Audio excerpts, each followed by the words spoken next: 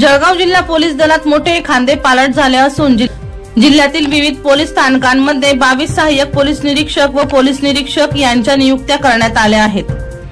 जिल्हा पोलीस अधीक्षक doctor M Maheshwar Reddy यांनी याबाबतचे आदेश जारी केले असून बदली व नियुक्ती झालेल्या पोलीस निरीक्षक व सहाय्यक पोलीस निरीक्षकांनी तातडीने आपल्या पदाचा कार्यभार सांभाळण्याचे निर्देशही त्यांनी दिले आहेत।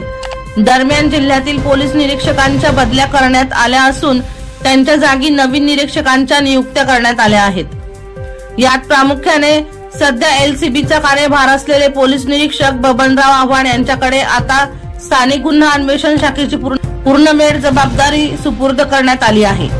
दीपक किसनराव बुधवंत हे नंदुरबार येथून पोलीस मुख्यालयातील मानव संसाधन शाखेत रुजू होणार आहे। दत्तात्रय युवराज निकम हे मुंबई लोहमार्ग स्थानकातून जळगाव एमआयडीसी पोलीस स्थानकात बदलून आले आहेत। जीविषा सुरक्षा येथे कार्यरत असणारे महेश रघुनाथ गायकवाड हे भुसावळ तालुका पोलीस स्थानकाची धुरा सांभाळणार आहेत। दीपक राठोड यांचा रिपोर्ट DR न्यूज जळगाव।